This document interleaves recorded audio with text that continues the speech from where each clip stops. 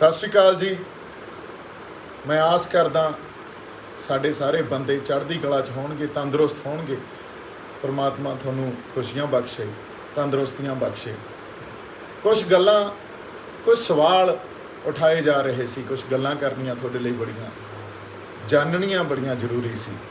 ਇਸ ਲਈ ਰੂਬਰੂ ਹੋਇਆ ਕਿਉਂਕਿ ਕਈ ਸਵਾਲਾਂ ਦਾ ਜਵਾਬ ਦੇਣਾ ਜ਼ਰੂਰੀ ਵੀ ਹੁੰਦਾ ਤਾਂ ਕਿ ਕਿਸੇ ਤਰ੍ਹਾਂ ਦੀ ਕੋਈ ਆਪਸ 'ਚ ਮਿਸਅੰਡਰਸਟੈਂਡਿੰਗ, ਕੋਈ ਗਲਤਫਹਿਮੀ ਜਾਂ ਕੁਛ ਇਹੋ ਜਿਹੀ ਗੱਲ ਦੇ ਅਸੀਂ ਸ਼ਿਕਾਰ ਨਾ ਹੋਈਏ ਜਿਹੜੀ ਗੱਲ ਐਗਜ਼ਿਸਟ ਹੀ ਨਹੀਂ ਕਰਦੀ, ਪਰ ਉਹ ਹਵਾ 'ਚ ਫਿਰਦੀ ਰਹਿੰਦੀ ਆ ਕਿਉਂਕਿ ਲੋਕਾਂ ਵੱਲੋਂ ਉਹ ਗੱਲ ਕਹੀ ਜਾਂਦੀ ਆ, ਜਾਂ ਤਾਂ ਉਹਨਾਂ ਦੇ ਜੈਨੂਇਨ ਕੰਸਰਨਸ ਹੁੰਦੇ ਆ ਜਾਂ ਉਹਨਾਂ ਦਾ ਸਵਾਲ ਹੁੰਦਾ, ਅਤੇ ਇਸੇ ਕਰਕੇ ਉਸ ਸਵਾਲ ਦਾ ਜਵਾਬ ਦੇਣਾ। ਮੈਂ ਇੱਕ ਮਿੰਟ ਈਅਰਪੋਡਸ ਵੀ ਲਾ ਲੈਣਾ, ਇਸ ਕਰਕੇ ਸੰਗਤ ਦੇ ਜਿਹੜੇ ਸਵਾਲ ਆ ਆਪਾਂ ਸਿੱਧੇ ਮੁੱਦੇ ਤੇ ਆਉਣੇ ਆ। ਬਾਹਲਾ ਟਾਈਮ ਇੱਧਰ ਉੱਧਰ ਗੱਲ ਕਰਕੇ ਵੇਸਟ ਨਹੀਂ ਕਰਦੇ। ਪਹਿਲਾ ਸਵਾਲ ਸੰਗਤ ਦਾ ਇਹ ਆ ਵੀ ਤੁਸੀਂ ਸਟੇਟਮੈਂਟ ਦਿੱਤੀ ਗਲਤ ਟਾਈਮ ਤੇ, ਮੈਂ ਗਲਤ ਜਗ੍ਹਾ ਤੇ ਸੀ। ਜਦੋਂ ਲਾਲ ਕਿਲੇ ਦੀ ਮੇਰਾ ਕੇਸ ਚੱਲਿਆ ਉਹਦੇ 'ਚ ਮੇਰੇ ਵਕੀਲ ਨੇ ਇੱਕ ਸਟੇਟਮੈਂਟ ਦਿੱਤੀ, ਉਹ ਗੱਲ ਵਿਚਾਰੀ ਜਾਣੀ ਚਾਹੀਦੀ ਆ। ਇਹ ਤੁਹਾਡਾ ਜੈਨੂਇਨ ਸਵਾਲ ਆ। ਜਿਹੜੀ ਗੱਲ ਉੱਥੇ ਇਹ ਕਹੀ ਗਈ ਵੀ ਮੇਰੇ ਤੇ ਕੇਸ ਪਿਆ 307 ਦਾ, ਮੇਰੇ ਤੇ ਕੇਸ ਪਿਆ 144 ਜਿਹੜੀ ਅਨਲੌਫੁਲ ਅਸੈਂਬਲੀ ਕਹਿੰਦੇ ਆ ਜਿਹਨੂੰ, ਮੇਰੇ ਤੇ ਕੇਸ ਪਿਆ 120B ਕ੍ਰਿਮੀਨਲ ਕੌਨਸਪੀਰੇਸੀ ਕੀਤੀ, ਮੇਰੇ ਤੇ ਕੇਸ ਪਿਆ ਜਿਹੜਾ ਆਰਮਜ਼ ਐਕਟ ਵੀ ਇਹ ਹਥਿਆਰ ਕੈਰੀ ਕਰ ਰਿਹਾ ਸੀ। ਹੁਣ ਜਦੋਂ ਆਪਣਾ ਵਕੀਲ ਜਿਹੜਾ ਕਰ ਰਿਹਾ, ਬਹਿਸ ਕਰ ਰਿਹਾ ਕੋਰਟ 'ਚ, ਉਹਨੇ ਇੱਕੋ ਹੀ ਸਵਾਲ ਪੁੱਛਿਆ ਵੀ ਤੁਸੀਂ ਇਹ ਸਾਰੇ ਸੈਕਸ਼ਨ ਇਹਦੇ ਤੇ ਲਾ ਤਾਂ ਦਿੱਤੇ, ਹੋਰ ਬੜੇ ਸੈਕਸ਼ਨ ਸੀ ਪਰ ਮੈਂ ਤੁਹਾਨੂੰ ਮੇਨ ਸੈਕਸ਼ਨ ਦੱਸ ਰਿਹਾ। 307 ਹੁੰਦਾ ਅਟੈਂਪਟ ਟੂ ਮਰਡਰ, ਤੁਸੀਂ ਇਹ ਸਾਰੇ ਸੈਕਸ਼ਨ ਇਹਦੇ ਤੇ ਲਾ ਤਾਂ ਦਿੱਤੇ, ਪਰ ਤੁਸੀਂ ਕੋਈ evidence prima facie on the face of it, ਕੋਈ ਐਵੀਡੈਂਸ ਸਾਨੂੰ ਦਿਖਾ ਸਕਦੇ ਹੋ ਵੀ ਇਹ 307 ਚ ਕਿਤੇ ਅਟੈਂਪਟ ਟੂ ਮਰਡਰ, ਕਿਸੇ ਨੂੰ ਮਾਰਨ ਵਾਸਤੇ ਇਹਨੇ ਕੋਈ ਕਦਮ ਚੱਕੇ ਹੋਣ ਜਾਂ ਉੱਥੇ ਕੋਈ ਐਕਟ ਕੀਤਾ ਹੋਵੇ, ਜਾਂ ਇਹਨੇ ਕਿਸੇ ਤਰ੍ਹਾਂ ਕੋਈ ਕੌਨਸਪੀਰੇਸੀ ਕੀਤੀ ਹੋਵੇ, ਜਾਂ ਇਹ ਆਰਮਜ਼ ਐਕਟ ਦੇ ਅੰਡਰ ਤੁਸੀਂ ਇਹਨੂੰ ਬੁੱਕ ਕੀਤਾ ਹੋਇਆ ਹਥਿਆਰ ਕੈਰੀ ਕਰ ਰਿਹਾ ਹੋਵੇ, ਜਾਂ ਇਹ 144 ਜਿਹੜੀ ਅਨਲੌਫੁਲ ਅਸੈਂਬਲੀ ਹੈ ਜਿਹਨੇ ਵਾਇਲੈਂਸ ਕੀਤਾ ਉਹਦਾ ਪਾਰਟ ਹੋਵੇ। ਕਿਉਂਕਿ ਉਹਨਾਂ ਨੇ ਇਹ ਸਾਰੇ ਸੈਕਸ਼ਨ ਤਾਂ ਝੂਠੇ ਹੀ ਲਾਏ ਸੀ ਨਾ, ਕੋਈ ਉਹਨਾਂ ਕੋਲੇ ਐਵੀਡੈਂਸ ਤਾਂ ਸੀ ਨਹੀਂ। ਜਦੋਂ ਇਹ ਸਵਾਲ ਕੀਤਾ ਗਿਆ ਤਾਂ ਨਾਲ ਦਲੀਲ ਇਹ ਵੀ ਦਿੱਤੀ ਗਈ, ਔਰ ਉਹਨੇ ਫਰਸਟ ਪਰਸਨ 'ਚ ਦਲੀਲ ਦਿੱਤੀ। ਜਦੋਂ ਵਕੀਲ ਕੋਈ ਜਿਰਾ ਕਰਦਾ ਤਾਂ ਇੱਕ ਨੋਮਨਕਲੇਚਰ ਹੁੰਦਾ ਅਦਾਲਤ 'ਚ, ਇੱਕ ਸਟਾਈਲ ਹੁੰਦਾ ਅਦਾਲਤ 'ਚ। ਆਪਾਂ ਹਮੇਸ਼ਾ ਅਦਾਲਤ ਨੂੰ ਆਈ ਐਡਰੈਸ ਕਰਦੇ ਹਾਂ ਵੀ ਮਾਈ Lords, please let me ask this question to myself. What wrong I have done? Was I a part of unlawful assembly? Was I part of any violence?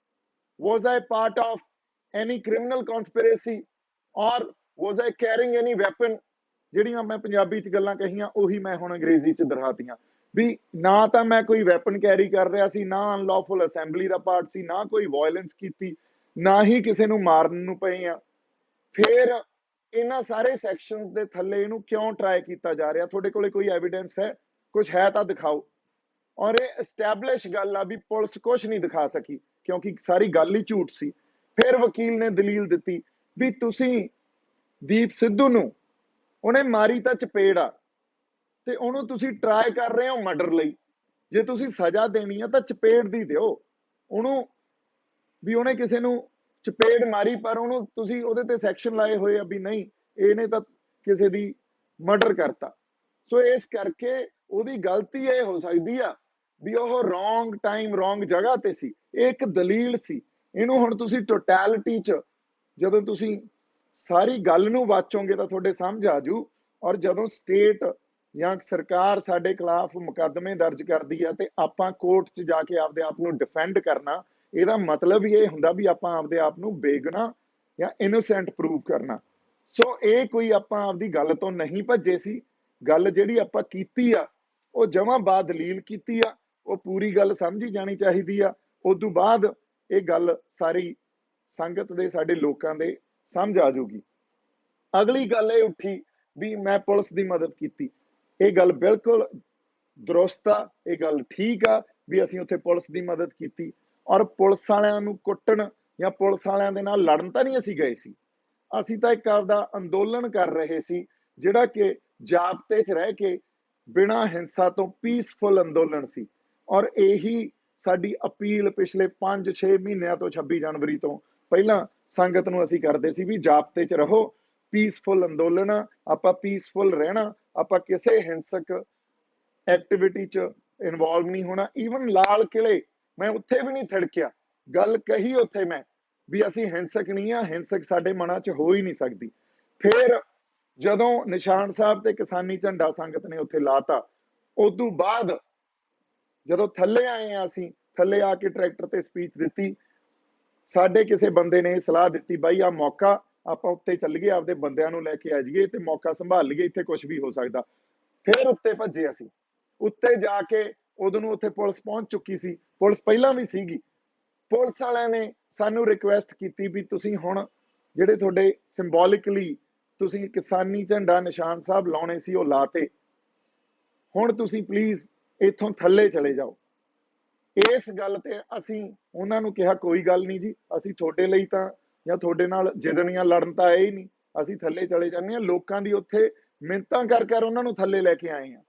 So J police भी साडे ही परिवारां चों आ, साडे ही परिवारां दे बंदे ओह police वाले बने होए आ, असीं पहिलां बड़ियां गलतियां कीतियां भी आपस च ही लड़दे रहे। साडा कॉन्फ्लिक्ट पुलिस नाल नहीं सी, साडा पुलिस दे नाल इनफैक्ट बड़ा वधिया रिलेशन सी। ਸਿੰਘੂ ਬਾਰਡਰ ਤੇ ਜਦੋਂ ਅਸੀਂ ਰਾਤ ਨੂੰ ਉਹਨਾਂ ਨਾਲ ਗੱਲਾਂ ਕਰਨ ਜਾਂਦੇ ਹੁੰਦੇ ਸੀ, ਉਹ ਕਹਿੰਦੇ ਸੀ ਯਾਰ ਅਸੀਂ ਤਾਂ ਆਪ ਤੁਹਾਡੇ ਨਾਲ ਆ, ਅਸੀਂ ਤਾਂ ਆਪ ਕਿਸਾਨ ਪਰਿਵਾਰ ਚੋਂ ਆ, ਅਸੀਂ ਤਾਂ ਆਪ ਇਸ ਅੰਦੋਲਨ ਦੀ ਹਮਾਇਤ ਕਰਦੇ ਆ। ਸਾਡਾ ਕੌਨਫਲਿਕਟ ਸੀ ਜਿਹੜਾ ਉਹ ਸਰਕਾਰ ਨਾਲ ਸੀ, ਤੇ ਜਿਹੜਾ ਇੱਕ ਚੰਗਾ ਜ਼ਿੰਮੇਵਾਰ ਬੰਦਾ ਉਹ ਇਸ ਗੱਲ ਨੂੰ ਬਾਖੂਬੀ ਸਮਝੂਗਾ। ਇਸੇ ਕਰਕੇ ਕਿਹਾ ਗਿਆ ਵੀ ਉੱਥੇ ਪੀਸਫੁਲ ਐਟਮੋਸਫੇਅਰ ਮੇਨਟੇਨ ਕਰਕੇ ਕਰਨ ਖਾਤਰ ਪੁਲਿਸ ਦੀ ਮਦਦ ਕੀਤੀ, ਨਾ ਕਿ ਕਿਸੇ ਹਿੰਸਕ एक्टिविटी च पार्ट लिया। और ये गल्लां सारियां वीडियो ते पईयां, ये गल्लां मेरे कहण ते ना जाओ, ये तां सारियां तत्थ दे नाल वीडियो च पईयां। ओ प्लीज वीडियो देखो, नहीं तां मैनूं दस दिओ, मैं भेज दूंगा। अगली गल ये कही गई भी दीप सिद्धू ने लीगल जिहड़ियां प्रोसीडिंग्स च ये गल कही आ भी मैं भीड़ दा पार्ट नहीं सी। जदों संगत आ जिहड़ी ਉਹ ਝੰਡਾ ਚੜਾ ਰਹੀ ਆ ਉਹਨੂੰ ਸੰਗਤ ਕਹਿ ਰਿਹਾ, ਬਿਲਕੁਲ ਗੱਲ ਸਹੀ ਆ। ਝੰਡਾ ਚੜਾਉਣਾ ਕਿਸੇ जुर्म के अधीन या किसी कानून के अधीन जुर्म नहीं आ। ये गल अदालत ने भी मन्नी आ। जे साडे इत्थे डाइवर्सिटी आ, उत्थे तां किसानी का झंडा भी लग्या, ओहदियां गल्लां नहीं होईयां, उत्थे निशान साहब लग्या, उहनूं रिलीजीअस फ्लैग बना दिता गया। इहदे ते भी आपां गल करांगे अज दे लाइव च। पर उदों तक उत्थे कोई हिंसा नहीं, बड़ा चढ़दी कला दा माहौल। सरकार नूं असीं सिंबोलिकली ये गल दस रहे हां भी देखो साडी जिहड़ी जैन्युइन इमोशनस आ, साडे जिहड़े जज्बात आ, उन्हां नूं तुसीं इग्नोर ना करो। इहदे ते तुसीं गौर करो, इन्हां बिल्लां नूं, इन्हां कानूनां नूं तुसीं रिपील करो, इन्हां नूं रद्द करो। हिंसा हुई वो माड़ी गल सी, जिन्हां ने हिंसा कीती वो भीड़ ही कहूंगा मैं उन्हां नूं, क्योंकि असीं उत्थे पुलिस वालियां नाल लड़न या उन्हां नूं मारन कुੱਟਣ नहीं गए सी। उसे गल ते सानूं बदनाम किया गया। उसे गल नूं फड़ के तुसीं देखो, नैशनल मीडिया होवे, चाहे पोलिटिकल क्लास होवे, चाहे साडे आपदे बंदे होण, उन्हां ने उसे गल नूं फड़ के साडे ते तोहमतां लाईयां। अंदोलन नूं जिस तरह बयान किया भी अंदोलन तां खत्म हो गया, इहनूं तां ढाल आती, ये उसे वजह कारण होया। जे किते उत्थे ना कुੱਟਮਾਰ हुंदी, हिंसा हुंदी, फिर इहदी जिहड़ी सारी ढांचा होना सी, इहदा मौलिक रूप होना सी, वो वखरा होना सी। ये सानूं पता, ये सियाणे बंदे गल समझदे आ। अगली गल, झंडा चढ़ाउण वेले मेरा उहदे च कोई हथ होना या ना होना, मैं एक गल होर क्लीयर करदा सारिआं नूं। मैं उत्थे 2 वजे पहुंचिया, मेरे पहुंचण तो पहलां हज़ारां बंदे ट्रैक्टर, गड्डियां, स्कूटर, मोटरसाइकिल उत्थे पहुंचे होए सी। जदों मैं उत्ते, मैं तां भज के नाल रलिया, अंदर वाला गेट भी पहलां टुट चुका सी। और जदों मैं उत्ते गया, उदों पहलां साडे बंदे उस पुल ते चढ़ रहे सी। एक बंदा पहलां चढ़िया, वो जिहड़ा कोशिश कर रहा सी, वो तो चढ़िया नहीं गया, मुड़ के दूजा चढ़िया। इहदा मतलब ये सारी जिहड़ी ਪਲੈਨਿੰਗ ਜਾਂ ਪੁਲਿਸ ਕਹਿ ਰਹੀ ਆ ਵੀ ਇਹ ਪ੍ਰੀ ਪਲਾਨਡ ਸੀ, ਇਹ ਵੀ ਗੱਲ ਇਹਨਾਂ ਨੂੰ ਦੱਸ ਦਈਏ, ਇਹ ਗੱਲ ਐਸਟੈਬਲਿਸ਼ ਹੋ ਚੁੱਕੀ ਆ, ਹੁਣ ਤਾਂ ਕੋਰਟ 'ਚ ਵੀ ਐਸਟੈਬਲਿਸ਼ ਹੋ ਚੁੱਕੀ ਆ ਵੀ ਕੋਈ ਇਹੋ ਜੀ ਪ੍ਰੀ ਪਲਾਨ ਗੱਲ ਹੈ ਨਹੀਂ ਸੀ। ਐਵੀਡੈਂਸ ਦੇ ਆਧਾਰ ਤੇ, ਤੱਥਾਂ ਤੇ ਪ੍ਰੂਫ ਦੇ ਆਧਾਰ ਤੇ ਇਹ ਗੱਲ ਐਸਟੈਬਲਿਸ਼ ਹੋ ਚੁੱਕੀ ਆ। ਇਹ ਤਾਂ ਉੱਥੇ ਜਾ ਕੇ ਜਿਹੜਾ ਇੱਕ ਸੰਗਤ ਦਾ ਰੋਹ ਸੀ ਜਾਂ ਇੱਕ ਸੈਂਸ ਆਫ ਹਿਸਟਰੀ ਉਹਨਾਂ 'ਚ ਪ੍ਰਵੇਲ ਕੀਤੀ, ਕਿਉਂ ਕੀਤੀ ਆਪਾਂ ਇਹਦੀ ਵੀ ਗੱਲ ਕਰਾਂਗੇ। ਉਸ ਕਰਕੇ ਇਹ ਸਾਰਾ ਵਰਤਾਰਾ ਜਿਹੜਾ ਉੱਥੇ ਵਾਪਰਿਆ, ਤੇ ਉਸ ਵਰਤਾਰੇ ਤੇ ਕੁਝ ਜ਼ਿੰਮੇਵਾਰ ਬੰਦਿਆਂ ਨੂੰ ਹੋਣਾ ਚਾਹੀਦਾ ਸੀ, ਜਿਹੜੇ ਉੱਥੇ ਮੌਕਾ ਸੰਭਾਲਦੇ, ਸਾਡੇ ਲੋਕਾਂ ਨੂੰ ਸੰਭਾਲਦੇ। ਇਸੇ ਰਿਸਪੌਂਸਿਬਿਲਿਟੀ ਕਰਕੇ ਮੈਂ ਉੱਥੇ ਗਿਆ। ਇਹ ਮੈਨੂੰ ਵੀ ਪਤਾ ਸੀ ਵੀ ਕੱਲ ਨੂੰ ਸਿੱਧਾ ਸਰਕਾਰ ਦੇ ਨਿਸ਼ਾਨੇ ਤੇ ਆਵਾਂਗੇ, ਔਰ ਆਏ ਵੀ। ਪਰ ਇਸ ਗੱਲ ਨੂੰ ਸਮਝਦੇ ਹੋਏ ਵੀ ਮੈਂ ਉੱਥੇ ਗਿਆ, ਔਰ ਇਹ ਵੀ ਗੱਲ ਪਤਾ ਸੀ ਵੀ ਇੱਥੇ ਕੁਝ ਵੀ ਵਾਪਰ ਸਕਦਾ। ਇੱਥੇ ਹੋ ਸਕਦਾ ਵੀ ਪੁਲਿਸ ਜਾਂ ਜਿਹੜੀਆਂ ਸਰਕਾਰਾਂ ਉਹਨਾਂ ਨੂੰ ਹੁਕਮ ਦੇ ਦੇਣ ਕਿਸੇ ਵੀ ਹੱਦ ਤੱਕ ਜਾਣ ਦਾ।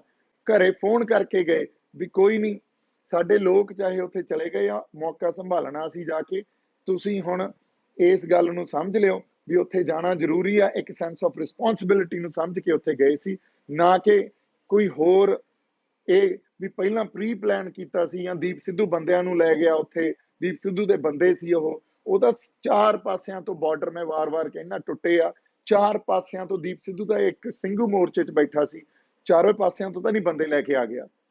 ਅਗਲੀ ਗੱਲ, ਇੱਕ ਹੋਰ ਵਾਰ-ਵਾਰ ਗੱਲ ਕਹੀ ਜਾਂਦੀ ਆ ਵੀ 26 ਤਰੀਕ ਤੋਂ ਮੋਰਚੇ ਨੂੰ ਢਾਹ ਲੱਗ ਗਈ, ਮੋਰਚੇ 'ਚ ਫਰਕ ਪੈ ਗਿਆ। ਇਹ ਗੱਲ ਸਾਨੂੰ ਸਮਝਣੀ ਪਊਗੀ ਤੇ ਬਹੁਤ ਜ਼ਰੂਰੀ ਆ। ਇਹ ਗੱਲ ਬਿਲਕੁਲ ਠੀਕ ਆ ਵੀ 26 ਤਰੀਕ ਤੋਂ ਬਾਅਦ ਜਿਹੜਾ ਕਿਸਾਨੀ ਮੋਰਚਾ ਸੀ, ਸਾਡਾ ਮੋਰਚਾ ਸੀ, ਉਹ ਬਦਲ ਗਿਆ। ਉੱਥੇ ਉਸ ਤਰ੍ਹਾਂ ਦਾ ਮਾਹੌਲ, ਉਸ ਤਰ੍ਹਾਂ ਦਾ ਰੌਂ, ਜਾਂ ਜਿਸ ਤਰ੍ਹਾਂ ਦੀ ਵਿਆਪਕ, ਜਿਹਨੂੰ ਡਾਇਵਰਸ ਪਾਰਟਿਸਿਪੇਸ਼ਨ ਕਹਿੰਦੇ ਆ, ਜੋ ਹੌਸਲਾ ਉੱਥੇ ਚੜ੍ਹਦੀ ਕਲਾ ਪਹਿਲਾਂ ਸੀ, ਉਸ ਤਰ੍ਹਾਂ ਦੀ ਨਹੀਂ ਰਹੀ। ਪਰ ਇਹਦਾ ਜਿਹੜੀ ਜ਼ਿੰਮੇਵਾਰੀ ਆ ਉਹ ਸਾਡੀ ਕਿਸਾਨ ਲੀਡਰਸ਼ਿਪ ਨੂੰ ਲੈਣੀ ਚਾਹੀਦੀ ਆ। ਕਿਉਂ? ਇਹਦਾ ਮੈਂ ਤੁਹਾਨੂੰ ਜਵਾਬ ਦਿੰਨਾ, ਧਿਆਨ ਨਾਲ ਸੁਣਿਓ। ਅਸੀਂ ਆਪਦੀ ਹੋਂਦ ਦੀ ਲੜਾਈ ਲੜ ਰਹੇ ਸੀ। ਹੋਂਦ ਦੀ ਲੜਾਈ ਜਦੋਂ ਲੜਦੀਆਂ ਕੌਮਾਂ, ਉਦੋਂ ਮੋਸਟਲੀ ਔਰ ਹਮੇਸ਼ਾ ਹੀ ਉਹਨਾਂ ਦਾ ਸਬਕੌਂਸ਼ੀਅਸ ਮਾਈਂਡ, ਜਿਹਨੂੰ ਅਵਚੇਤਨ ਮਨ ਕਹਿੰਦੇ ਆ, ਉਹ ਕੰਮ ਕਰਦਾ। ਸਪਿਰਿਟ ਜਿਹੜੀ ਆ ਉਹ ਉੱਥੋਂ ਆਉਂਦੀ ਆ। ਸਬਕੌਂਸ਼ੀਅਸ ਮਾਈਂਡ ਹੀ ਤੁਹਾਨੂੰ ਉਹ ਸਪਿਰਿਟ ਦਿੰਦਾ ਵੀ ਤੁਸੀਂ ਆਪਦੀ ਹੋਂਦ ਦੀ ਲੜਾਈ 'ਚ ਜਾ ਕੇ ਪਾਰਟਿਸਿਪੇਟ ਕਰੋ, ਉੱਥੇ ਹੌਸਲੇ ਨਾਲ ਤੇ ਚੜ੍ਹਦੀ ਕਲਾ ਨਾਲ ਵਿਚਰੋ, ਤੇ ਫਿਰ ਜੋ ਜੋ ਪ੍ਰੋਗਰਾਮ ਲੀਡਰਸ਼ਿਪ ਦਿੰਦੀ ਆ, ਉਹਨਾਂ ਪ੍ਰੋਗਰਾਮਾਂ 'ਚ ਤੁਸੀਂ ਹਿੱਸਾ ਲਓ। ਜੇ ਤੁਸੀਂ ਚੇਤਨ ਮਨ ਚਾਹੋਗੇ ਤਾਂ ਉਹਦੇ 'ਚ ਤਾਂ ਬੜਾ ਕੁਝ ਪਿਆ, ਉਹਦੇ 'ਚ ਤਾਂ ਡਰ ਪਿਆ, ਉਹਦੇ 'ਚ ਤਾਂ ਸਾਡੀਆਂ ਲੋੜਾਂ ਪਈਆਂ, ਉਹਦੇ 'ਚ ਤਾਂ ਪਰਿਵਾਰ ਪਿਆ ਸਾਡਾ, ਵੀ ਉਹ ਸਾਡਾ ਪਹਿਲੀ ਜਿਹੜੀ ਪ੍ਰਾਇੋਰਟੀ ਆ ਪਰਿਵਾਰ ਦੀ ਖਾਤਰ। ਪਰ ਨਹੀਂ, ਕੁਝ ਮੌਕੇ ਇਤਿਹਾਸ 'ਚ ਇਹੋ ਜਿਹੇ ਆਉਂਦੇ ਆ। ਪ੍ਰੋਫੈਸਰ ਪੂਰਨ ਸਿੰਘ ਕਹਿੰਦੇ ਹੁੰਦੇ ਸੀ, ਉਹਨਾਂ ਨੇ ਲਿਖਿਆ ਵੀ ਆ, ਜਦੋਂ ਕੌਮਾਂ ਦਿਮਾਗ ਤੋਂ ਨਹੀਂ ਖੂਨ ਤੋਂ ਸੋਚਦੀਆਂ। ਇਹਦਾ ਮਤਲਬ ਕੀ ਆ?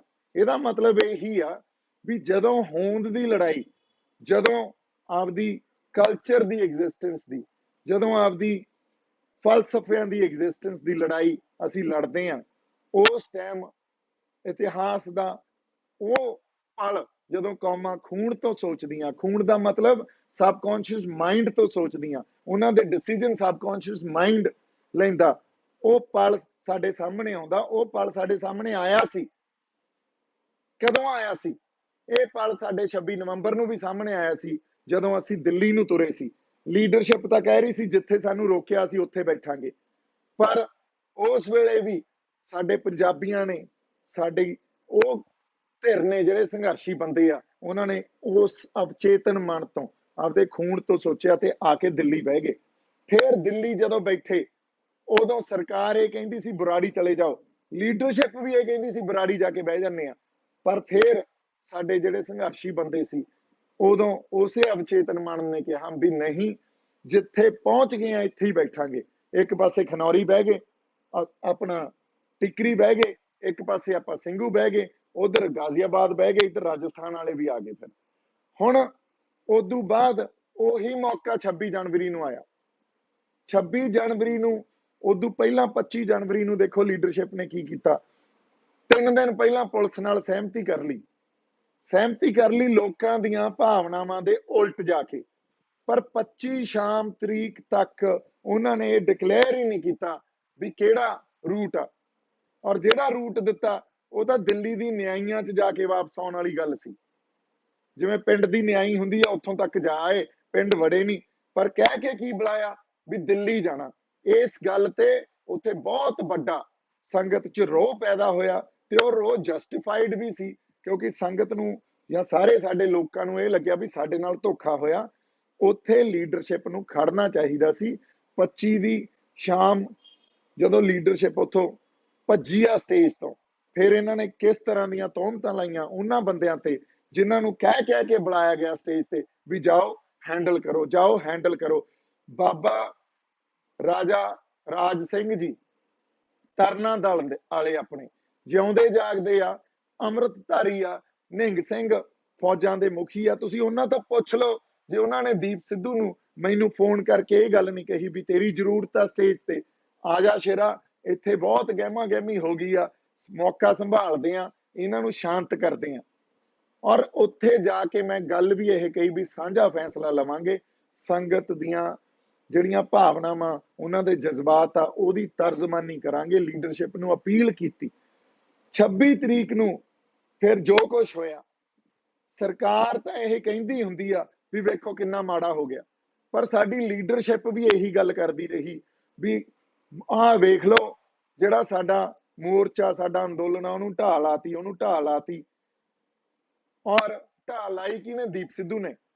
ਇੱਕ ਬੰਦੇ ਦੇ ਸਿਰ ਤੇ ਸਾਰੀ ਗੱਲ ਮੜਤੀ, ਪਰ ਉਹਨਾਂ ਨੂੰ ਇਹ ਗੱਲ ਨਹੀਂ ਸਮਝ ਆਈ ਵੀ ਇਹ ਗੱਲ ਕਹਿ ਕੇ ਜਿਹੜਾ ਅਵਚੇਤਨ ਮਨ ਉਹਨਾਂ ਨੂੰ ਲੋਕਾਂ ਨੂੰ ਲੈ ਕੇ ਆਇਆ ਸੀ, ਉਹਨੂੰ ਉਹ ਠੇਸ ਪਹੁੰਚਾ ਰਹੇ ਆ, ਉਹਨੂੰ ਡਿਸਇਲੂਜਨ ਕਰ ਰਹੇ ਆ। ਤੇ ਉਦੋਂ ਬਾਅਦ ਲੋਕ ਉੱਥੋਂ ਡਿਸਇਲੂਜਨਡ ਹੋਏ, ਲੋਕਾਂ ਨੂੰ ਇਹ ਲੱਗਿਆ ਵੀ ਇਹ ਤਾਂ ਮੋਰਚੇ ਨੂੰ ਤਾਂ ਢਾਹ ਲੱਗ ਗਈ। ਤੁਸੀਂ ਠੀਕ ਆ, ਮੇਰੇ ਗੱਲ ਸਿਰ ਤੇ ਮੜ ਦੋ, ਪਰ ਤੁਸੀਂ ਇਹ ਤਾਂ ਕਹੋ ਯਾਰ ਸਾਡੇ ਲੋਕ ਕਿੱਥੋਂ ਤੱਕ ਜਾ ਕੇ ਕੀ ਪ੍ਰਾਪਤੀ ਕਰਕੇ ਆਏ ਆ। ਸਾਡੇ ਲੋਕ ਕੁਝ ਵੀ ਕਰ ਸਕਦੇ ਆ। ਸਰਕਾਰ ਨੂੰ ਚਾਹੀਦਾ ਹੁਣ ਵੀ ਇਹ ਗੱਲ ਤੇ ਗੌਰ ਕਰੇ, ਮੰਨ ਜੇ ਬਿੱਲ ਰੱਦ ਕਰਨ ਵਾਸਤੇ, ਕਾਨੂੰਨ ਰੱਦ ਕਰਨ ਵਾਸਤੇ, ਪਰ ਇਹ ਗੱਲ ਕਿਸੇ ਨੇ ਨਹੀਂ ਕੀਤੀ। ਚੜ੍ਹਦੀ ਕਲਾ ਵਾਲੀ ਗੱਲ ਨਹੀਂ ਕੀਤੀ, ਉਲਟਾ ਇਹ ਕਿਹਾ ਗਿਆ ਵੀ ਮੋਰਚੇ ਨੂੰ ਤਾਂ ਢਾਹ ਲੱਗ ਗਈ ਆ ਤੇ ਆਹ ਬੰਦੇ ਗਦਾਰ ਆ ਤੇ ਇਹਨਾਂ ਗਦਾਰਾਂ ਨੂੰ ਸਰਟੀਫਿਕੇਟ ਅਸੀਂ ਵੰਡਤੇ ਆ। ਤਾਂ ਲੋਕਾਂ ਤੇ ਤਾਂ ਇਹਨਾਂ ਗੱਲਾਂ ਦਾ ਅਸਰ ਹੋਣਾ ਹੀ ਸੀ, ਲੋਕਾਂ ਨੇ ਡਿਸਇਲੂਜਨ ਹੋਣਾ ਸੀ। ਲੋਕ ਟੁੱਟੇ ਇਸ ਗੱਲ ਤੋਂ, ਲੋਕਾਂ ਨੂੰ ਆਪ ਵੀ ਨਹੀਂ ਸਮਝ ਆਈ ਵੀ ਉਹਨਾਂ ਦਾ ਅਵਚੇਤਨ ਮਨ ਕਿਤੇ ਨਾ ਕਿਤੇ ਉਹਨਾਂ ਨੂੰ ਉਸ ਸਾਰੀ ਸਪਿਰਿਟ ਤੋਂ ਤੋੜ ਕੇ ਅਗਲੇ ਵਾਪਸ ਚਲੇ ਗਏ। ਇਹ ਲੀਡਰਸ਼ਿਪ ਵੀ ਜ਼ਿੰਮੇਵਾਰੀ ਬਣਦੀ ਹੁੰਦੀ ਆ ਵੀ ਲੋਕਾਂ ਦੀ ਸਾਈਕੋਲੋਜੀ ਨੂੰ ਵੀ ਸਮਝਣਾ, ਲੋਕਾਂ ਨੂੰ ਕਿਹੜੀ ਸਪਿਰਿਟ ਮੋਬਿਲਾਈਜ਼ ਕਰ ਰਹੀ ਆ ਉਸ ਗੱਲ ਨੂੰ ਵੀ ਸਮਝਣਾ। ਪਰ ਸਾਡੀ ਲੀਡਰਸ਼ਿਪ ਨੇ ਕਦੇ ਇਸ ਗੱਲ ਦੀ ਸਮਝਣ ਦੀ ਮੈਨੂੰ ਲੱਗਦਾ ਕੋਈ ਕੋਸ਼ਿਸ਼ ਹੀ ਨਹੀਂ ਕੀਤੀ। ਇਹ ਨਹੀਂ ਮੈਂ ਲੀਡਰਸ਼ਿਪ ਦੇ ਖਿਲਾਫ ਬਿਆਨ ਦੇ ਰਿਹਾ, ਮੈਂ ਅੱਜ ਵੀ ਇਹ ਗੱਲ ਕਹਿ ਰਿਹਾ, ਅਸੀਂ ਉਸ ਲੀਡਰਸ਼ਿਪ ਨੂੰ ਅੱਗੇ ਰੱਖ ਕੇ ਉਹਨਾਂ ਦੀ ਅਗਵਾਈ 'ਚ ਅੰਦੋਲਨ ਲੜਨਾ। ਜੇਲ੍ਹ ਤੋਂ ਬਾਹਰ ਆ ਕੇ ਜੇ ਸਰਕਾਰ ਦਾ ਮੈਂ ਬੰਦਾ ਹੁੰਦਾ ਤਾਂ ਮੇਰੇ ਨਾਲ ਬੜਾ ਕੁਝ ਕੀਤਾ। ਮੇਰੇ ਤੇ 26 ਤਰੀਕ ਨੂੰ ਜਦੋਂ ਇਹ ਕਿਹਾ ਗਿਆ ਵੀ ਉਹ ਲਾਲ ਕਿਲੇ 'ਚੋਂ ਦੇਖੋ ਮੋਟਰਸਾਈਕਲ ਲੈ ਕੇ ਭੱਜਿਆ, 26 ਤਰੀਕ ਨੂੰ ਜਿਹੜਾ ਮੈਂ ਸੁਖਦੇਵ ਢਾਬੇ ਤੇ ਵਾਪਸ ਆਇਆ, ਮੋਰਚੇ 'ਚ ਵਾਪਸ ਆਇਆ, ਉੱਥੋਂ ਆ ਕੇ ਮੈਂ ਲਾਈਵ ਕੀਤਾ, ਮੇਰੇ ਤੇ ਅਟੈਕ ਕੀਤਾ। ਹੁਣ ਕਿਸ ਸਾਜ਼ਿਸ਼ ਦੇ ਅਧੀਨ ਮੇਰੇ ਤੇ ਅਟੈਕ ਕੀਤਾ, ਕੌਣ ਬੰਦੇ ਸੀ, ਉਹ ਵੀ ਸਾਰੇ ਸਾਹਮਣੇ ਆ ਗਏ। ਤੇ ਜੇ ਮੈਂ ਸਰਕਾਰ ਦਾ ਬੰਦਾ ਹੁੰਦਾ, ਜੇਲ੍ਹ ਚੋਂ ਬਾਹਰ ਆਉਂਦੇ ਹੀ ਮੈਂ ਇਹਨਾਂ ਗੱਲਾਂ ਨੂੰ ਸਾਹਮਣੇ ਰੱਖਣਾ ਸੀ ਵੀ ਆਹ ਵੇਖ ਲਓ ਯਾਰ ਇਹਨਾਂ ਦੇ ਚਿਹਰੇ। ਪਰ ਮੈਂ ਕਿਹਾ ਨਹੀਂ, ਕੋਈ ਨਹੀਂ, ਮੈਂ ਸਭ ਕਿਸੇ ਨੂੰ ਮਾਫ ਕਰਦਾ। ਆਪਾਂ ਏਕੇ 'ਚ ਰਹਿਣਾ, ਤੇ ਅੱਜ ਵੀ ਮੈਂ ਉਸੇ ਗੱਲ ਤੇ ਕਾਇਮ ਆ, ਆਪਾਂ ਏਕੇ 'ਚ ਰਹਿਣਾ। ਪਰ ਅਸੀਂ ਹੁਣ ਤਾਂ ਆਪਦੀਆਂ ਗਲਤੀਆਂ ਤੋਂ ਸਿੱਖੀਏ, ਹੁਣ ਤਾਂ ਇੱਕ ਦੂਜੇ ਨੂੰ ਸਪੇਸ ਦਈਏ, ਇੱਕ ਦੂਜੇ ਦੀ ਗੱਲ ਨੂੰ ਸੁਣਨ ਦਾ ਮਾਦਾ ਰੱਖੀਏ। ਕਿਉਂਕਿ ਐਂ ਸਾਨੂੰ ਜੇ ਲੱਗਣ ਲੱਗ ਗਿਆ, ਚਾਹੇ ਦੂਜੇ ਦੀ ਗੱਲ ਬੇਵਰਗੀ ਕਿਉਂ ਨਾ ਲੱਗੇ ਸਾਨੂੰ, ਪਰ ਸਾਨੂੰ ਸੁਣਨੀ ਚਾਹੀਦੀ ਆ ਔਰ ਸੁਣਨੀ ਪਊਗੀ, ਫੇਰ ਹੀ ਕੋਈ ਸਾਰਥਕ ਨਤੀਜੇ ਨਿਕਲ ਸਕਦੇ ਆ। ਅਗਲੀ ਗੱਲ, ਇਹ ਗੱਲ ਪ੍ਰਚਾਰੀ ਗਈ ਔਰ ਚੜੂਨੀ ਸਾਹਿਬ ਨੇ ਇੱਕ ਇੰਟਰਵਿਊ 'ਚ ਕਹੀ ਵੀ 84 ਵਾਪਰ ਜਾਣੀ ਸੀ। ਮੈਂ ਇੱਕ ਗੱਲ ਚੜੂਨੀ ਸਾਹਿਬ ਤੋਂ ਪੁੱਛਣਾ ਚਾਹਣਾ ਵੀ ਇਹ ਤਾਂ ਰੱਬ ਦਾ ਸ਼ੁਕਰ ਕਰੋ, ਉਸ ਅਕਾਲ ਪੁਰਖ ਵਾਹਿਗੁਰੂ ਦਾ, ਵੀ ਲੋਕ ਇੱਧਰ ਨੂੰ ਤੁਰ ਗਏ ਲਾਲ ਕਿਲੇ ਨੂੰ ਤੇ ਕਿਸੇ ਬੰਦੇ ਨੇ ਆਪਦੀ ਜਾਨ ਨਹੀਂ ਖੋਈ। ਪਰ ਦੂਜੇ ਪਾਸੇ ਇੱਕ ਪੱਤਰਕਾਰ ਸਾਡਾ ਹਰਿਆਣੇ ਦਾ ਹੀ ਫੜਿਆ ਗਿਆ ਸੀ ਮੁੰਡਾ, ਉਹਨੇ ਆ ਕੇ ਜਿਹੜਾ ਸਾਰਾ ਖੁਲਾਸਾ ਕੀਤਾ ਵੀ ਜੇ ਕਿਤੇ ਦੂਜੇ ਰੂਟ ਤੇ ਚਲੇ ਜਾਂਦੇ ਨਾ ਸਾਡੇ ਲੋਕ, ਅਗਲੇ ਤਾਂ ਪੈਟਰੋਲ ਪੰਪ ਐਸਿਡ ਪੰਪ ਲਈ ਬੈਠੇ ਸੀ, ਉਹ ਤਾਂ ਟ੍ਰੈਪ ਸੀ। 84 ਤਾਂ ਉੱਥੇ ਵਾਪਰ ਜਾਣੀ ਸੀ। ਇਹਦੀ ਜ਼ਿੰਮੇਵਾਰੀ ਤੁਹਾਨੂੰ ਲੈਣੀ ਚਾਹੀਦੀ ਆ।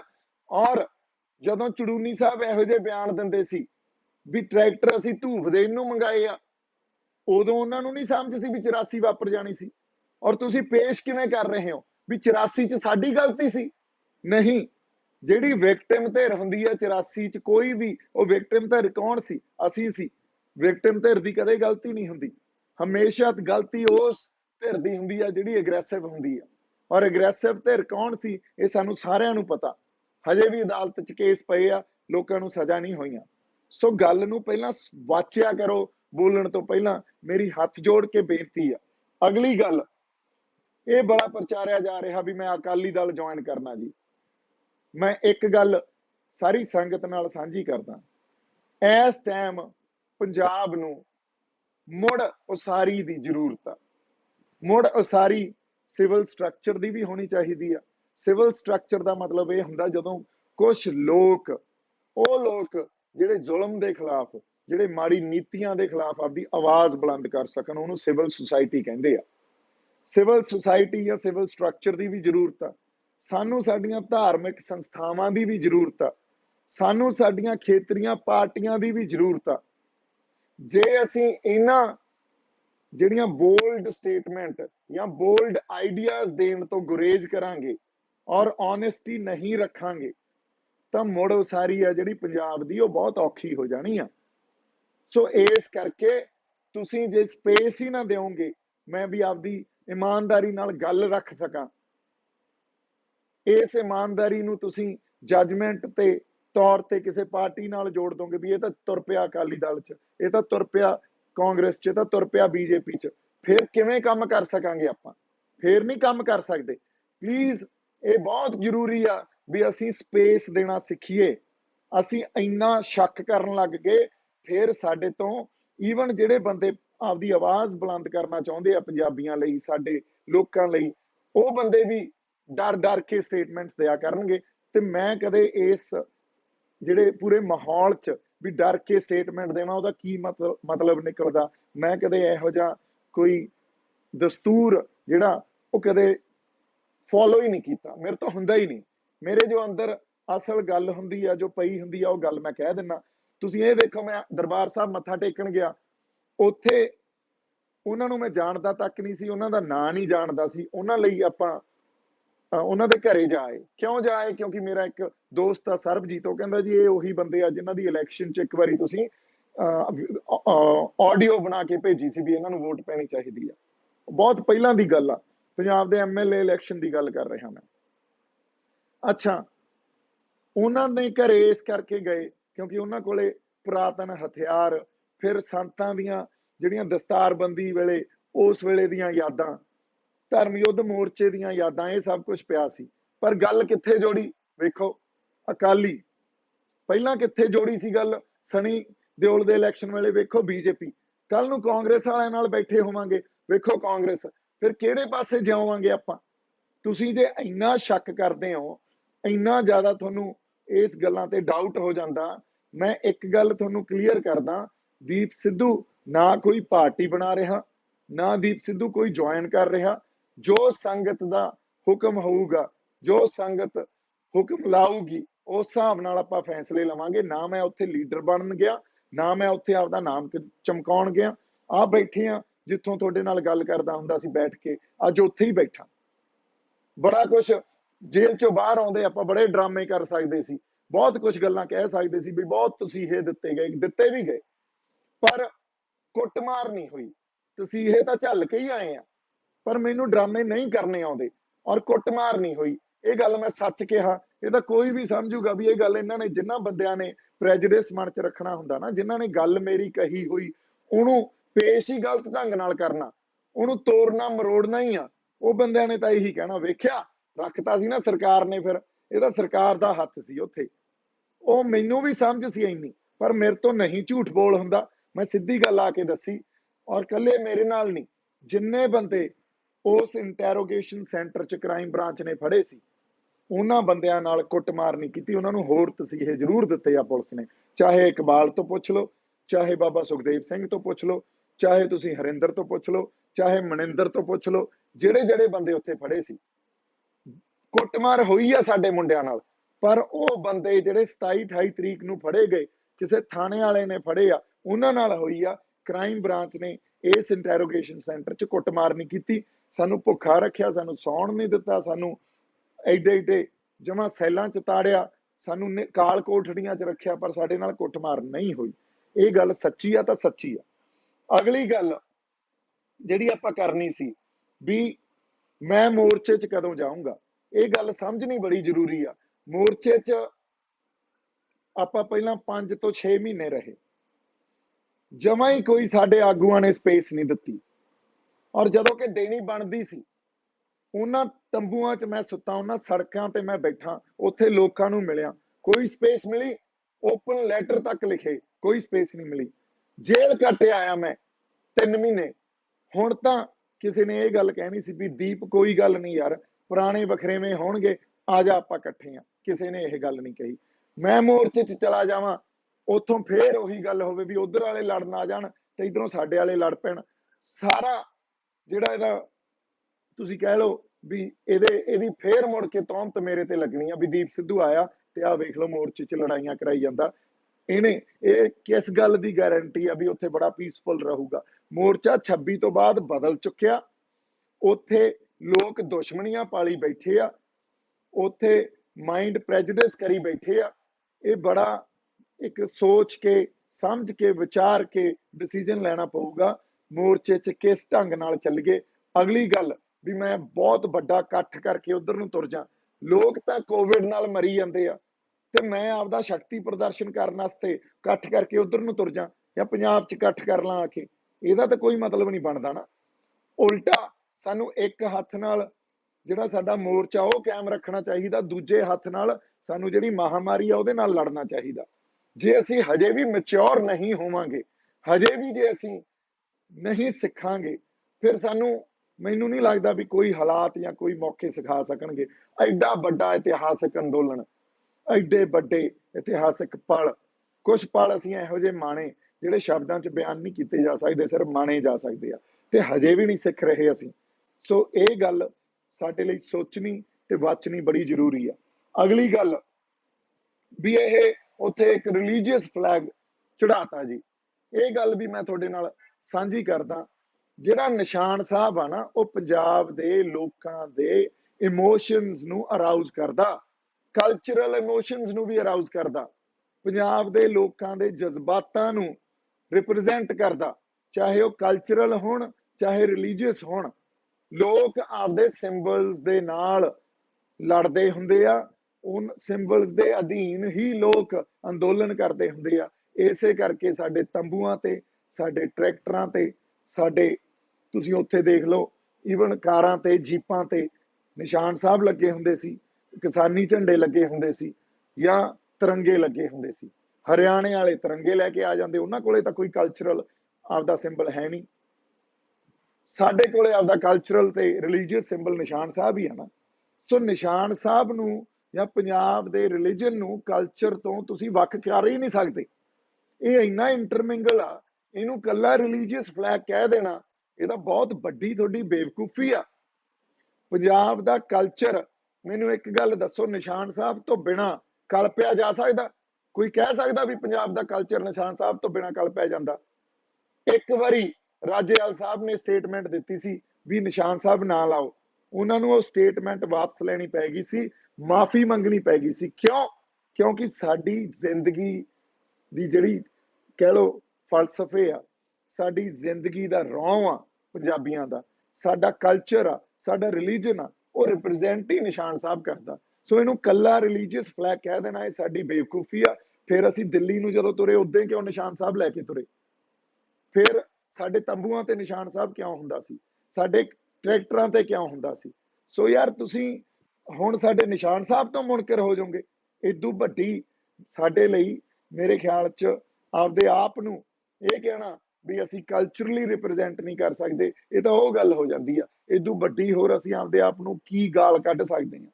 ਸੋ ਆਪਦੀ ਜਿਹੜੀ ਇਸ ਐਡਾ ਵੱਡਾ ਨੈਰੇਟਿਵ ਸਰਕਾਰ ਨੇ ਤਾਂ ਸਿਰਜਣਾ ਹੀ ਸੀ, ਪਰ ਸਾਡੇ ਬੰਦਿਆਂ ਨੇ ਵੀ ਸਿਰਜਿਆ ਵੀ ਨਿਸ਼ਾਨ ਸਾਹਿਬ ਦੀ ਕੀ ਲੋੜ ਸੀ। ਨਹੀਂ, ਉੱਥੇ ਰਿਲੀਜਨ ਦੇ ਤੌਰ ਤੇ ਨਿਸ਼ਾਨ ਸਾਹਿਬ ਨਹੀਂ ਲਾਇਆ ਸੀ। ਉੱਥੇ ਨਿਸ਼ਾਨ ਸਾਹਿਬ ਉਸ ਕਲਚਰ ਦਾ ਪ੍ਰਤੀਕ ਸੀ ਜਿਹਨੂੰ ਉਹ ਰਿਪਰੈਜ਼ੈਂਟ ਕਰਦਾ। ਕਿਸਾਨੀ ਝੰਡਾ ਕਿਸਾਨੀ ਦਾ ਪ੍ਰਤੀਕ ਸੀ ਤੇ ਤਿਰੰਗਾ ਉੱਥੇ ਇਸ ਦੇਸ਼ ਦਾ ਪ੍ਰਤੀਕ ਸੀ, ਤਿੰਨੇ ਲੱਗੇ ਹੋਏ ਸੀ। ਅਗਲੀ ਗੱਲ, ਮੈਂ 26 ਨੂੰ 11 ਵਜੇ ਕਿਉਂ ਉੱਠਿਆ? ਬਹੁਤ ਸਾਡੇ ਬੰਦੇ ਇਹ ਕਹਿੰਦੇ ਬਾਈ ਤੂੰ 11 ਵਜੇ ਉੱਠਿਆ ਯਾਰ, ਅਸੀਂ ਤਾਂ ਬਹੁਤ ਸਵੇਰੇ ਹੀ ਤੁਰ ਗਏ ਸੀ। 26 ਤਰੀਕ ਨੂੰ ਸਵੇਰੇ 7:30 ਵਜੇ ਜਾ ਕੇ ਸੁੱਤਾ, ਕਿਉਂਕਿ 24 ਤਰੀਕ ਨੂੰ ਨਹੀਂ ਸੁੱਤਾ ਸੀ, 25 ਤਰੀਕ ਨੂੰ ਨਹੀਂ ਸੁੱਤਾ ਸੀ। 25 ਦੀ ਸਾਰੀ ਰਾਤ, ਪਹਿਲਾਂ ਤਾਂ ਤੁਸੀਂ ਮੇਰਾ ਲਾਈਵ ਦੇਖ ਲਿਓ, 2:30 ਵਜੇ ਤਾਂ ਮੈਂ ਲਾਈਵ ਕਰਕੇ ਗਿਆ ਮੋਰਚੇ ਚੋਂ। ਉਦੋਂ ਬਾਅਦ 4 ਘੰਟੇ, ਕਿਉਂਕਿ ਉੱਥੋਂ ਲੰਘਣ ਦੀ ਜਗ੍ਹਾ ਨਹੀਂ ਸੀ, ਡਰਾਈਵ ਕਰਕੇ ਉਸ ਜਿਹੜੇ ਢਾਬੇ ਤੇ ਮੈਂ ਜਾ ਕੇ ਸੁੱਤਾ ਉੱਥੇ ਜਾ ਕੇ ਪਹੁੰਚੇ ਆ।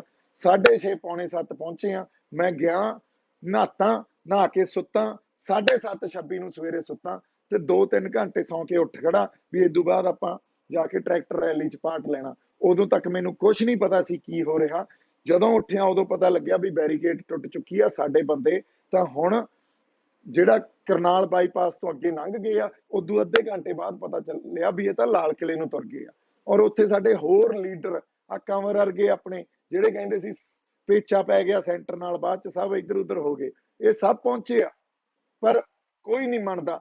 ਕਿੰਨੇ ਬੰਦੇ ਉੱਥੇ, ਲੱਖਾਂ ਬੰਦੇ ਪਹੁੰਚੇ, ਕੋਈ ਨਹੀਂ ਬੋਲਿਆ। ਇਹ ਤਾਂ ਬਾਈ ਤੁਸੀਂ ਆਪਦੀ ਜ਼ਮੀਰ ਤੋਂ ਸਵਾਲ ਪੁੱਛੋ, ਮੇਰੇ ਤੋਂ ਇਸ ਗੱਲ ਦਾ ਸਵਾਲ ਨਾ ਪੁੱਛੋ। ਮੈਂ ਤਾਂ ਕੱਲਾ ਬੋਲਿਆ ਨਾ, ਉਦੋਂ ਬਾਅਦ ਵੀ ਖੜਾ ਰਿਹਾ। ਪਰ ਜਿਹੜੇ ਉੱਥੇ ਗਏ ਸੀ, ਜਿਨ੍ਹਾਂ ਨੇ ਉਹ ਪਲ ਮਾਨਿਆ, ਉਹ ਵੀ ਆਪਦੀਆਂ ਫੋਟੋਆਂ ਡਿਲੀਟ ਕਰ ਗਏ। ਉਹਨਾਂ ਬੰਦਿਆਂ ਨੇ ਵੀ ਆਵਾਜ਼ ਨਹੀਂ ਚੱਕੀ। ਇਹ ਤਾਂ ਆਪਦੀ ਜ਼ਮੀਰ ਤੋਂ ਪੁੱਛੋ, ਮੇਰੇ ਤੋਂ ਨਾ ਪੁੱਛੋ। ਅਗਲੀ ਗੱਲ, ਵੀ ਪੁਲਿਸ ਤੋਂ ਕੁੱਟ ਕਿਉਂ ਨਹੀਂ ਪਈ? ਹੁਣ ਪੁਲਿਸ ਨੂੰ ਮੈਂ ਇਹ ਕਹਾਂ ਵੀ ਮੈਨੂੰ ਕੁੱਟੋ, ਨਹੀਂ ਤਾਂ ਸਾਡੇ ਬੰਦਿਆਂ ਨੇ ਮੈਨੂੰ, ਬਈ ਇਹ ਤਾਂ ਵਿਸ਼ਵਾਸ ਨਹੀਂ ਕਰਨਾ, ਇਹਨਾਂ ਨੇ ਤਾਂ ਮੈਨੂੰ ਇਹੀ ਗੱਲ ਕਹਿ ਦੇਣੀ ਹੈ, ਇਹ ਬੀਜੇਪੀ ਦਾ। ਮੇਰੇ ਤੋਂ ਇਹੋ ਜਿਹੇ ਡਰਾਮੇ ਨਹੀਂ ਹੁੰਦੇ। ਬਾਹਰ ਆ ਕੇ ਇਹ ਗੱਲ ਕਹਿਣੀ ਬੜੀ ਸੌਖੀ ਸੀ ਵੀ ਪੁਲਿਸ ਨੇ ਤਾਂ ਮੇਰੇ ਕੁੱਟ-ਕੁੱਟ ਬੰਬਲੀ ਬਣਾਤੀ, ਜਾਂ ਬਾਈ ਉਹਨਾਂ ਨੇ ਬਹੁਤ ਕੁੱਟਿਆ। ਇਹ ਗੱਲ ਬੜੀ ਸੌਖੀ ਸੀ। ਔਰ ਜਦੋਂ ਮੈਂ ਅੰਦਰ ਗਿਆ, ਬਹੁਤ ਲੋਕਾਂ ਨੇ ਇਹ ਗੱਲ, ਮੇਰੇ ਖਿਆਲ 'ਚ ਇਹ ਬਹੁਤ ਲੋਕਾਂ ਨੇ ਅੰਡਰਸਟੈਂਡ ਆਈ ਕੀਤਾ ਵੀ ਹੁਣ ਦੀਪ ਸਿੱਧੂ ਨੇ ਪਤਾ ਨਹੀਂ ਕਿੰਨੇ ਕੁ ਫਸਾ ਦੇਣੇ ਆ। ਪਰ ਦੀਪ ਸਿੱਧੂ ਆਪ ਜਿੰਨੇ ਕਿ ਝੱਲ ਗਿਆ, ਉਹ ਤੁਸੀਂ ਇਹ ਝੱਲ ਗਿਆ, ਕਿਸੇ ਨੂੰ ਫਸਾਇਆ। ਦੀਪ ਸਿੱਧੂ ਨੇ ਕਿਸੇ ਬੰਦੇ ਦਾ ਨਾਂ ਲਿਆ। ਦੀਪ ਸਿੱਧੂ ਜਿੰਨੀ ਕੁ ਹਿੰਮਤ ਸੀ, ਉਹ ਹਿੰਮਤ ਦੇ ਨਾਲ ਆਪਦੀ ਲੀਗਲ ਲੜਾਈ ਵੀ ਲੜੀ ਤੇ ਆਪਦੀ ਮੋਰਲ ਲੜਾਈ ਵੀ ਲੜੀ, ਤੇ ਉਹ ਲੜ ਕੇ ਬਾਹਰ ਆ ਗਿਆ। ਕਿਉਂ? ਦੀਪ ਸਿੱਧੂ ਇੱਕ ਕੁਆਲੀਫਾਈਡ ਲਾਇਰ ਆ। ਉਹਨੂੰ ਇਹ ਵੀ ਪਤਾ ਸੀ ਵੀ ਜੇ ਜ਼ਮਾਨਤ ਲੈਣੀ ਆ ਤਾਂ ਅਸੀਂ ਆਪਦੀ ਲੀਗਲ ਲੜਾਈ, ਜਿਹੜੀ ਇਹ ਕਾਨੂੰਨ ਦੇ ਦਾਇਰੇ 'ਚ, within the framework of this law ਲੜਨੀ ਆ, ਤਾਂ ਉਹ ਕਿਵੇਂ ਲੜਨੀ ਆ।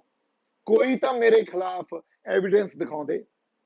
ਇਹ ਤਾਂ ਐਸਟੈਬਲਿਸ਼ ਗੱਲ ਹੋ ਗਈ ਵੀ ਨਾ ਤਾਂ, ਔਰ ਕੋਰਟ ਨੇ ਕਲੀਅਰ ਕੱਟ, ਤੁਸੀਂ ਤਿੰਨੇ ਆਰਡਰ ਪੜ੍ਹ ਲਓ, ਤਿੰਨਾਂ ਆਰਡਰ 'ਚ ਇਹ ਕੋਰਟ ਨੇ ਕਲੀਅਰ ਕੱਟ ਲਿਖਿਆ ਵੀ ਨਾ ਉਹ ਵਾਇਲੈਂਸ 'ਚ ਸੀ, ਨਾ ਉਹਨੇ ਕਿਸੇ ਨੂੰ ਭੜਕਾਇਆ, ਨਾ ਇਸ ਬੰਦੇ ਨੇ ਕੋਈ ਕੌਨਸਪੀਰੇਸੀ ਕੀਤੀ ਆ। ਇਹ ਤਾਂ ਉੱਥੇ ਖੜਾ ਸੀ, ਇਹ ਤਾਂ ਉੱਥੇ ਮੌਜੂਦ ਸੀ, ਇਹਨੇ ਤਾਂ ਉੱਥੇ ਐਕਚੁਅਲੀ ਪੀਸਫੁਲ ਪ੍ਰੋਟੈਸਟਰ ਸੀ। ਔਰ ਇਹਨੂੰ ਸਕੇਪਗੋਟ ਬਣਾਇਆ ਜਾ ਰਿਹਾ। ਇਹਦੇ ਸਿਰ ਤੇ ਭਾਂਡਾ ਸਾਰਾ, ਉਹ ਕਹਿ ਲਓ ਵੀ ਇਹਦੇ ਸਿਰ ਤੇ ਭੰਨਿਆ ਜਾ ਰਿਹਾ। ਇਹ ਸਾਰੀਆਂ ਗੱਲਾਂ ਲਿਖੀਆਂ ਹੋਈਆਂ। ਔਰ ਅਸੀਂ ਝੂਲ ਦੇ ਨਿਸ਼ਾਨ ਰਹਿਣ ਪੰਥ ਮਹਾਰਾਜ ਦੇ ਕਹਿਣਾ, ਇਹ ਕੋਈ ਭੜਕਾਊ ਗੱਲ ਨਹੀਂ ਆ। ਜਿਨ੍ਹਾਂ ਗੱਲਾਂ ਤੇ ਸਾਨੂੰ ਡਰਾਇਆ ਜਾਂਦਾ, ਉਹਨਾਂ ਗੱਲਾਂ ਨੂੰ ਵਿੱਚ ਪਾ ਕੇ ਆਰਡਰ ਲੈ ਕੇ ਆਇਆ ਮੈਂ। ਇਹ ਤੁਸੀਂ ਮੇਰੇ ਤਿੰਨੇ ਆਰਡਰ ਪੜ੍ਹ ਲਓ, ਤੁਹਾਡੇ ਸਾਹਮਣੇ ਆ ਜਾਊਗੀ।